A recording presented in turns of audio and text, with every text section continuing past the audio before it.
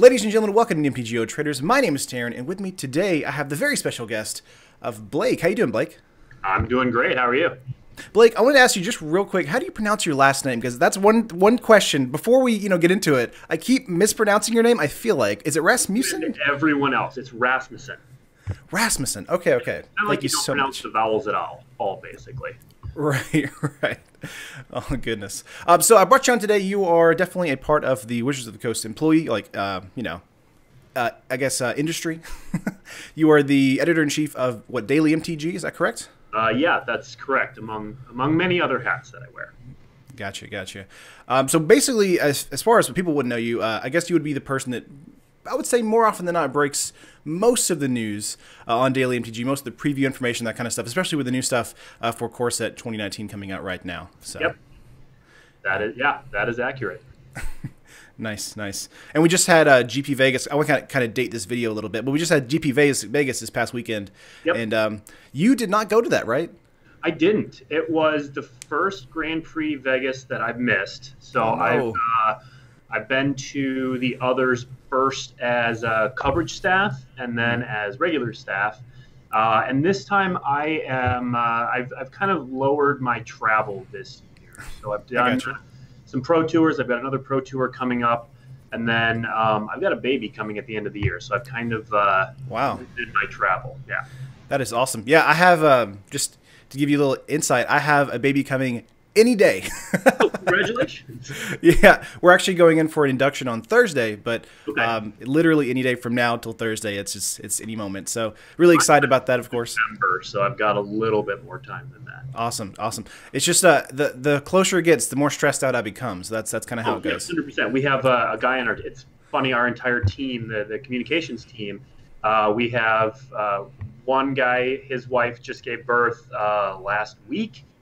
My boss is his wife is due in September, and then my wife's due in November. So we're just kind of churning them out this year. That's awesome, man. So many people making babies this year. So cool. So I guess moving on to the actual interview here. First question, as with everybody, how did you get into Magic the Gathering before, the job? Yeah. I was about 13 or 14.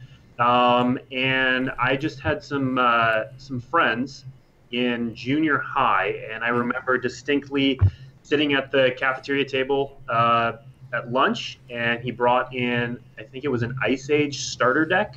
Nice. And so I got one of those, and we just started playing, and the three of us played a lot. One of the guys had been playing for a while. Since Alpha, I think. And then my friend and I, Brian, picked it up around that time, and I never stopped, and they did. Nice. So I guess did you start with standard, or did you start with just kind of casual, or what?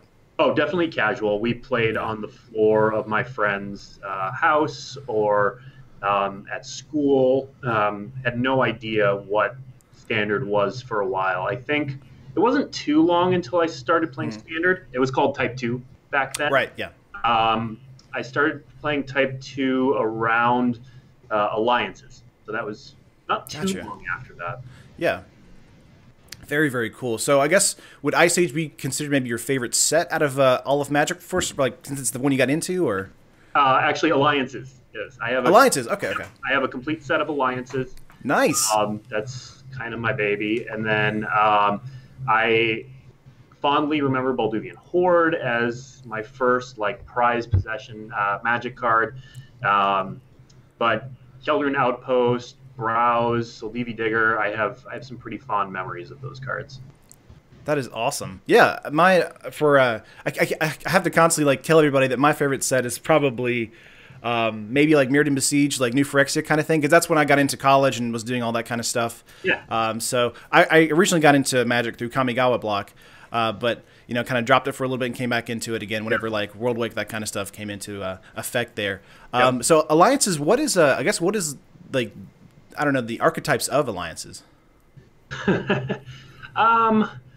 Don't know that Alliances has archetypes. Gotcha. So what Alliances did is it had a bunch of cool new mechanics. At the time, Alliances was kind of viewed. Magic had a rough time lately, It had Homelands. Right. Fallen Empires wasn't too long before that. And Alliances at the time was kind of viewed as the set that saved Magic. It was really innovative.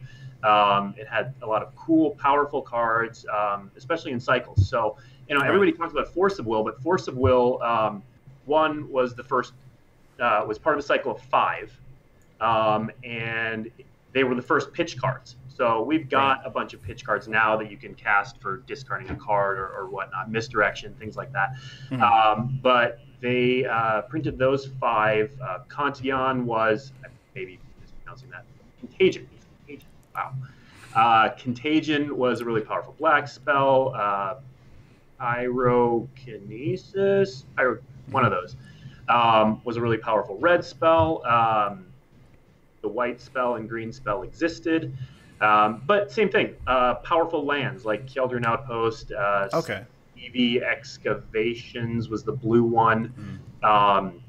Lake of the Dead was the black version of that cycle. Gotcha. And it revisited some powerful cards like Bolduvian Horde was kind of, they called it Sunburned Jusum Dijin. It was a red 4-mana 5/5 with a drawback. And so there were a lot of cool, powerful cards, and it kind of reinvigorated Magic at the time. That's awesome. I have not played at all in Alliances because I guess kind of a baby when it comes to those older sets like that. I try to get back into it, and like this past weekend on GP Vegas, they had a beta draft, which was super fun to see. Well, I watched it. Yeah. Yeah, that was awesome seeing that Mox Emerald and then a Time Walk be pulled in the packs. That was fun. And then what was it? 3 different dual lands? Was there a? Yeah, there was a Plateau, which was cool because it had the original art. There was an Underground Sea and a Scrubland. Yeah, I think Scrubland was the last one. Yeah. But yeah, it's just super interesting and super random whenever you look through the packs, because nowadays a lot of the sets are kind of built to be drafted. Yes. And when you open a beta pack, it's like this is just a random assortment of stuff sometimes. My favorite, there was one pack where there were enough basic lands of different colors that you could actually cast all of the cards in the pack except for one. Yeah, we've come a long way. Alliances was much better than that, and even Alliances is. I've drafted Alliances, and it's not super draftable. I love the set, but you got some clunkers in there that just don't do anything. Gotcha. So moving on, I guess, from Magic itself to kind of some background on you. Yeah. The farthest I can go back on Daily MTG is a post from 2011 from you. I think you became Editor-in-Chief in 2012. Is that correct? No, I became Editor-in-Chief in 2014. 14. Sorry. I meant 2 years ago. My brain said 2, so I was like 12. Math is weird sometimes in my head. 4 years ago that I became editor of Daily MTG. Right. Before that, I was a freelance contractor doing coverage. So I did coverage. I probably did my first around 2007. Okay. But I don't remember that for sure. I did a smattering of Grand Prix, 1 or 2 a year for a little bit. And then I think Worlds 2011 was my first pro tour, doing coverage. And then I started doing one almost every month. There was a point where I quit my job to do a bunch of tournaments in a row because it involved traveling all over the world to do it. Which is really so yeah, in some form or fashion, I've been doing, and then even before that, I wrote for what is now TCG Player, and what was at the time Brainburst.com.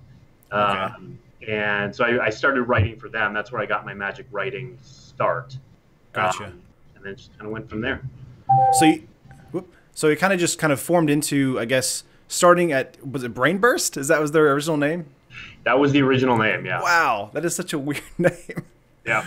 Such a strange name. But yeah, starting from there, and before that, I guess you were just, writing for freelance, writing just randomly, or just kind of submitting articles to people, or? No, Brainburst was actually kind of a funny story.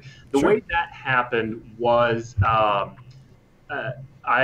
read all kinds of Magic content at the time. I was in college, and Frank Karsten wrote an article, and I've shared this story publicly before, and I've actually talked to Frank about it, so he knows the story.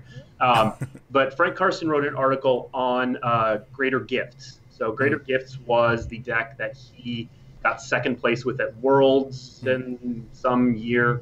And I happened to actually play the deck a ton. It was my personal best performance at a Grand Prix was with Greater Gifts.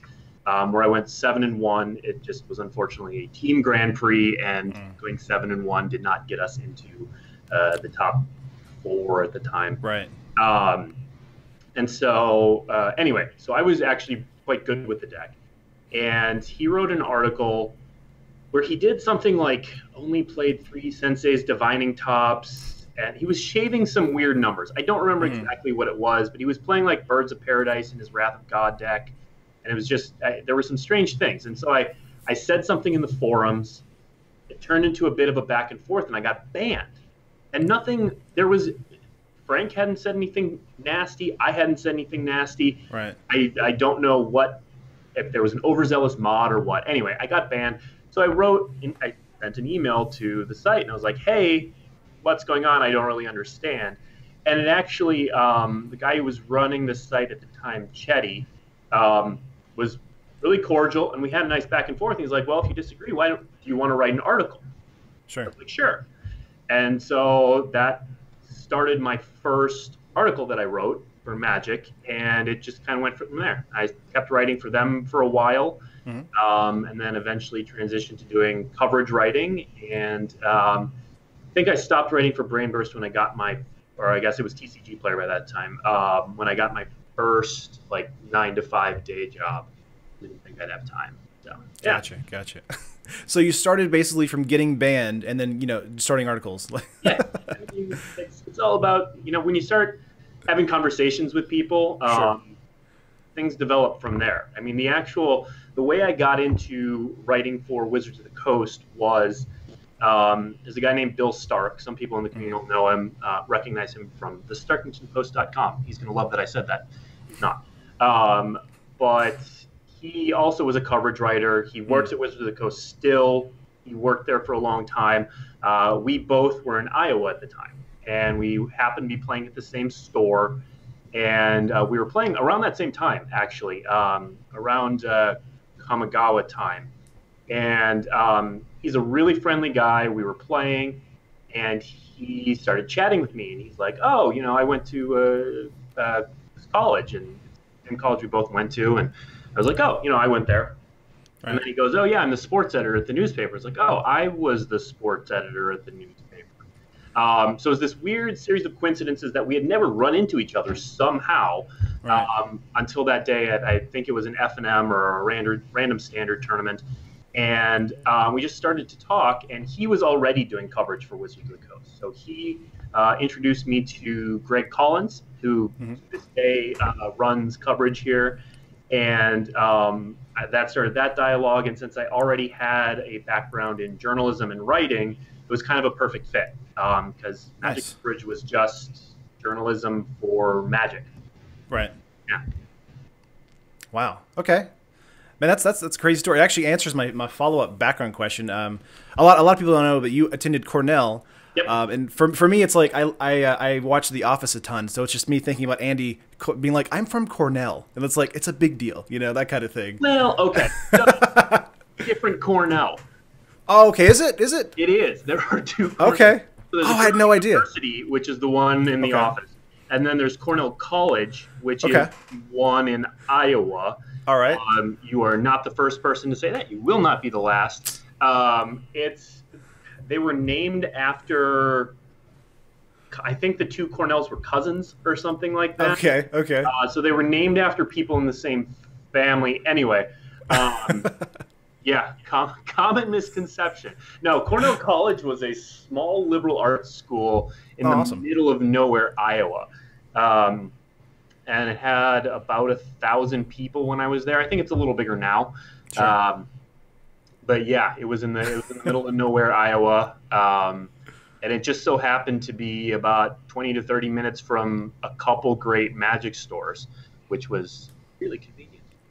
That's awesome. Not but Sure. bonus, not why I went there.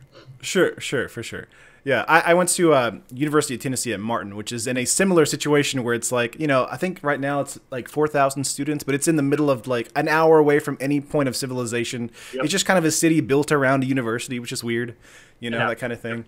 But yeah, very, very similar. I'm sorry about the mix-up there. I'm sure I'm gonna happens all the time. I actually I worked for Cornell College for a while in their PR department, and I remember we had a number of times where someone would call me and say, "Hey, I'd love to get a quote on this, or I'd love to talk to this and this professor," and I have to be like, that's not us. We're in Iowa. Actually, funny story. So I played soccer in college, and on the first day of soccer, we get there and we're hanging out, and people are introducing themselves, and this guy starts talking, and he says he's from New York, but he was really kind of confused because he thought he was going to Cornell University and didn't make the connection until he landed in Iowa. Wow. And he got on the plane and landed there and was confused. He ended up staying all 4 years, and he didn't bail or anything like that. But the confusion is real. Wow, that's crazy. Yeah. How would you? I guess I'm trying to think, like, if you're that serious about attending a college like that, how far could you go before you realize you're in the wrong area? But I guess for him, it was immediately touching down into Iowa. Yeah. I don't know, but I don't know.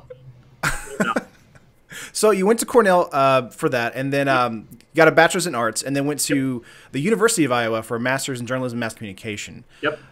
So as someone because I have an alumni and a bachelor's in fine arts degree myself, in graphic design and that kind of stuff, what advice, I guess, could you give to those interested in journalism or communication? Because it's such a competitive field right now, and is it just kind of like, is it one part luck, one part just super hard work and putting your nose to the grindstone, that kind of thing? I would say it's a combination of luck, who you know, and also being specialized in a field in a way. So the luck part is sometimes just being in the right place at the right time. That just happens. Nothing you can do about it. You don't worry about it because it's not something you can control. But the meeting people and knowing people and cultivating relationships, I found, was a big deal. So for example, my probably biggest break was I interned at ABC News for a little bit. Which was really cool. It was during the Bush administration, and I interned for the political unit at ABC, which may or may not still exist. But we wrote an online blog. It was one of the first. We wrote it every day, and we wrote about politics around the world. And in some ways, Daily MTG models that. It was called The Note, and it was kind of a link storm of, here's the things that are going around. If you want more information, click here. Gotcha. Anyway, so I wrote for them for a bit as an intern, and that happened because my professor at Cornell College, one of my professors, happened to be a source for them. So I just happened to know somebody, be in the right place at the right time, and he knew I had an interest in both politics, because I majored in political science, and journalism. And so he put two and two together, connected me, and of course from there they still have to say, yes, we want that guy to come. So that's where the hard work comes in. Sure. That's you've got to be a good writer to be a journalist. People will not take you seriously if they read what you're looking at, what you're writing, and don't like what you're writing. It's as simple as that. And then the other part is just knowing what you're talking about, or having these specialties. I now work in magic communications because I know magic. Very nice, very nice. So pulling back from the past down to the present, you're editor-in-chief at Daily MTG. What is one of the best aspects that you enjoy the most as far as your job right now? Is it preview season? Is it the Pro Tour season? Is it whenever they do beta drafts on camera? It is, it's being part of those kind of special moments. I wasn't particularly part of the beta draft. Sure. But when I get to be part of those big moments, or when I get to help craft something cool we're showing off, and then seeing the community reaction to those things is really cool. So that's my favorite part, is getting to be part of those things that the community loves. And I'm also currently enjoying Weekly MTG, which is my new Twitch show. To throw in a little plug there. Nice. But it's completely different. I've never done a streamed show before. It's new, it's different, it's enjoyable. So that's really fun. I really do enjoy the weekly NPG. It's definitely a new take. It's on like how to disperse the information more effectively. Yeah. I feel like, to me, it's kind of like, I don't know, it's almost like a weekly podcast you guys just kind of put up, but it's obviously live and streaming, that kind of stuff. So it's super informative and really well produced as well. So yeah, and I always enjoy that. We've thought about turning it into just a podcast as well for people who want to just listen. Unfortunately, right now we're leaning a little bit too much on visuals. Sure. Our next show is our preview show. So we're going to be showing off a bunch of preview cards, which is great, but we can't show a preview card and then have it somehow be, just people listening to it. Doesn't work. Just audio. We have another show coming up with Elena Danner where she's going to walk us through some of her art. Obviously, that show doesn't work at all in the podcast when you show her sketches and before and after kind of stuff. So we'd love to do it audio only, but we're still working out those kinks. For sure. I think for MTG in specific, doing a podcast for MTG is always incredibly difficult because you have to have that visual reference of the card you're talking about, and then just kind of reading a card being like, it's a 2/2 with 2 mana, just like that kind of stuff, reading it off like a list like that. It's very hard to follow sometimes, especially just in audio format. You need to have that visual kind of cue. Yep. So moving away from MTG for just a minute, we all love MTG, but what are some of the things as far as you like? Do you like video games, TV? For myself, I like painting. I love model building, that kind of thing. Yeah. I've played soccer.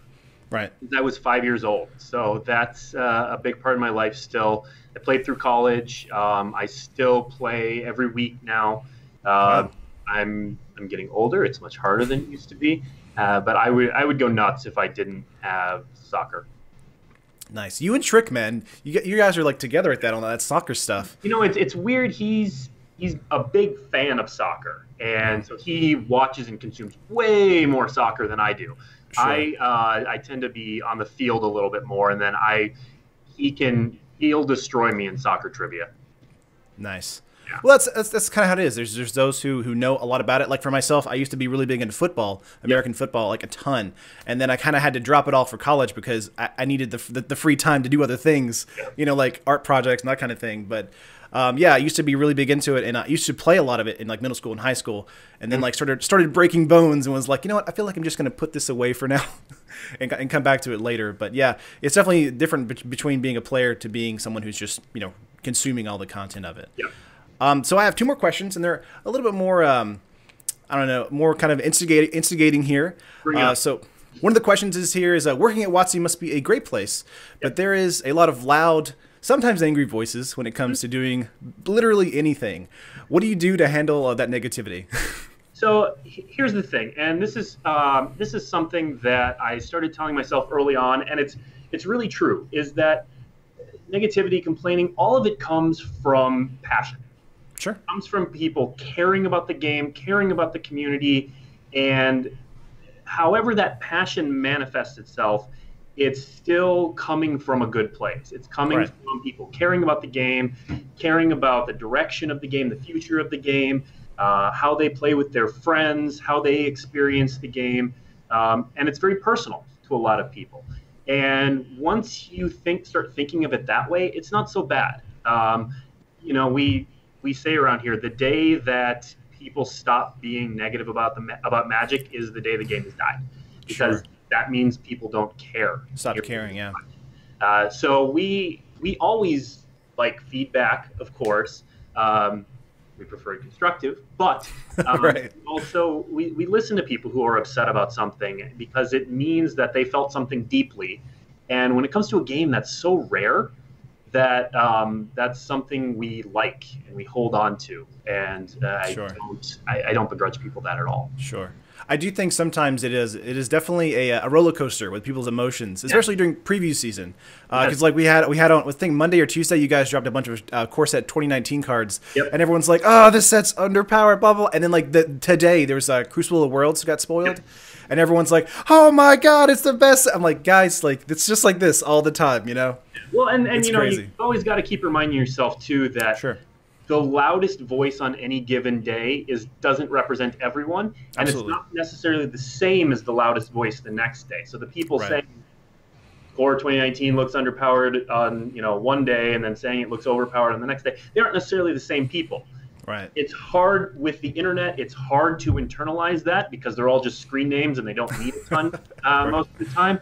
But you've got to think that way, that it's not. The Magic community is not one monolithic voice. Sure. You got to be able to parse that out and understand that.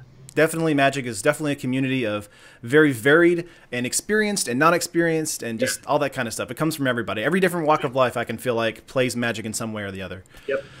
So last week, after recording this, we talked about, we've got our first taste of 2019, Core Set 2019. And along with that, we were also talked about in the actual article that you guys were bringing back another buy box promo, which was Nexus of Fate. Yep. Will the inclusion of buy box promos be an aspect of pre-ordering moving forward? I've heard from multiple game stores that, and on Twitter as well, that they do appreciate that kind of WPN exclusivity. But I've also heard from players and other content creators like Saffron Olive and other people like that that complain, saying this is kind of like a negative. Can you kind of bring like more clarification to that? Yes. Actually, hold on one second. I'm being kicked out of this room. So I just need to. Yeah, sorry about that, guys. He had to move because of a meeting, I assume, or something like that. They had to come in there. I booked a meeting room, but didn't book it quite long enough. Sorry about that, guys. So I guess on that question there, can you kind of elaborate on that? Yeah, absolutely. So to answer the first part of that, yes, for the foreseeable future, we're going to keep doing this. Of course, we work on longer timelines when it comes to printing cards. Sure. So we are doing this certainly for a while. We don't have an end date. We don't have a date where we're definitely doing it for sure.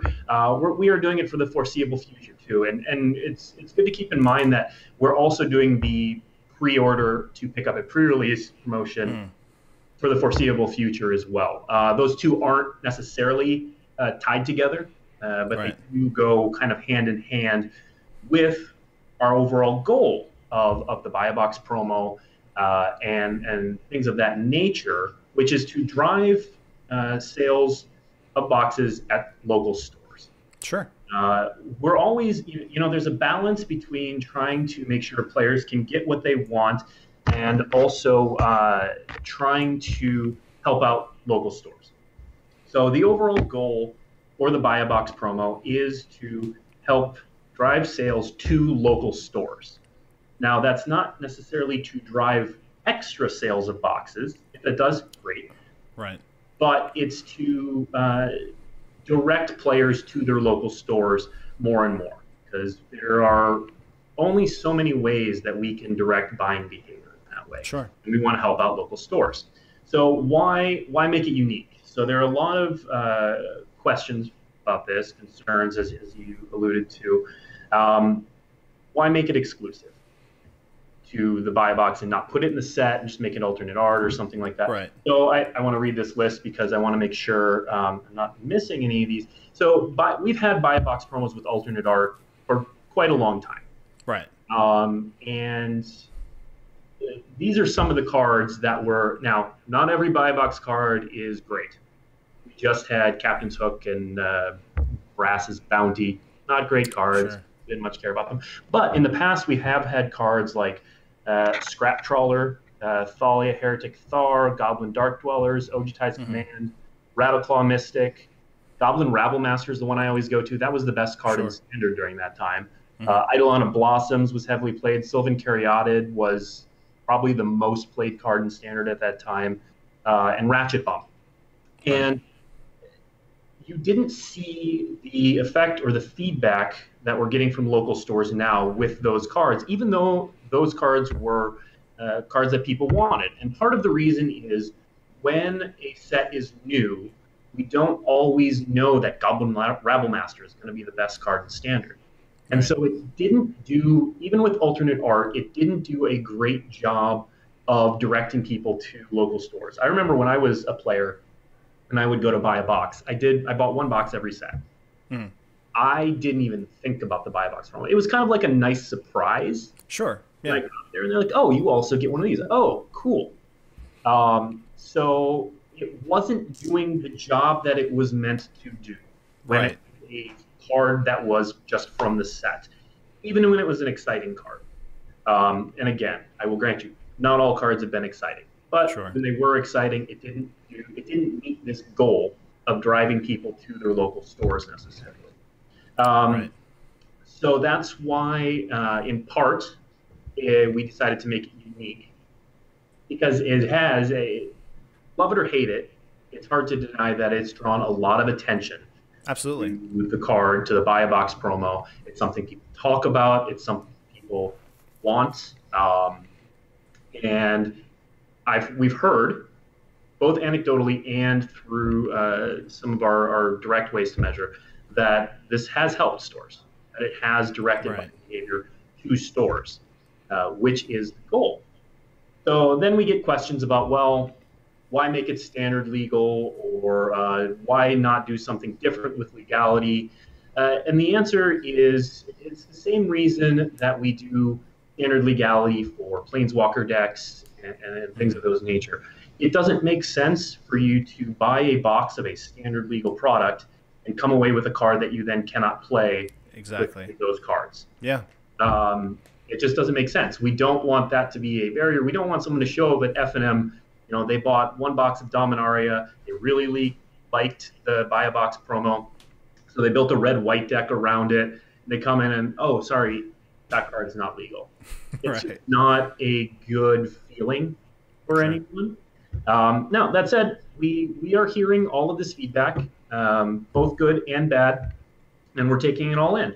And it's just, we want people to keep in mind what our goal is for this and ask, is it addressing this goal of helping to drive people to their local stores? Okay, is it the best way to do that? There may be a better way, and if there is, and we hear it, maybe we'll do that. It's hard to say, but for the time being, this is where we landed. Gotcha. Yeah, it totally makes sense to me. I feel like some people kind of lack the forethought of like, this is a company that's always constantly trying to experiment and kind of branch out into new ideas, that kind of thing. And, people sometimes don't like change, and that's kind of a thing that happens. And, I definitely see the buy box promo as a positive now. For a while, I was kind of on the fence. I was like, I don't know if this is a good idea or not. And then, like, hearing back from, like, stores being like, this really helped us the first week of sales, that kind of thing. I'm like, okay, good. This is something that is probably worth going down into the foreseeable future until something else kind of replaces that, or it kind of dwindles or something like that, So I think it's definitely a good idea for now, from my perspective, for sure. One of the criticisms we got in this line of thinking was, oh, it was Dominaria. Of course it was going to sell up. Right. It wasn't about pure sales numbers. Again, it was about directing people to buy at their local store. And so more of what we're looking for is what percentage of people's box purchases were done at local stores versus online retailers or mass markets. Right. That was my first question, was that, does Dominaria reflect the act? Because, like, the buy box promo came with Dominaria, but it's like Dominaria is a great set too. So it's like, does that, anyway, and to be able to measure that and say, well, it did bring more traffic into the store, and that's kind of the whole point of keeping F&M alive, keeping the player bases alive in those areas. I think that's ultimately a positive, overall. Yeah. Well, we only have so many knobs we can turn to make people want to go to their local game stores. I mean, ultimately, local stores do a lot to build their own communities, and there are some stores that are amazing at that, and we help out in the ways that we can, often through promos like Standard Showdown or events like Open House. So we turn what knobs we can, and this is one of those knobs we're trying out. And again, if long term it doesn't work, we might go a different direction. If we're happy with it, we'll keep doing it. But for the foreseeable future, we're going to keep doing it. Gotcha. Sounds good. Well, I'm going to not hold you any longer, Blake. I really appreciate you coming out for the interview here. As far as where can people find you? Where can people find you online? Yeah, Twitter's probably the best place. So I'm at Blake PR. and I'm pretty responsive on there. Gotcha. Well, thank you so much, Blake. I really appreciate you coming out on the channel. Yeah, thank you. Just to talk to my channel for a little bit, like this video, subscribe to the channel if you haven't already, and make sure to hit that notification bell to know when we have another guest like, the awesome Blake here on the channel. And yeah, and that's going to wrap it up for today, guys. I appreciate you all, and I will see you in the next video. Peace. All right, bye.